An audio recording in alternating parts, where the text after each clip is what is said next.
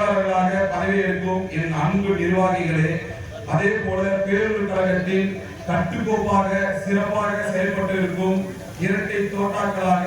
என் அன்பு தம்பி திரு ரமேஷ் அவர்களும் என் அன்பு தம்பி திரு இறையன்பு அவர்களும் இவர்கள் எல்லாரும் அந்த காலகட்டத்தில் தலைவர் அவர்களுக்காக போய் ஒரு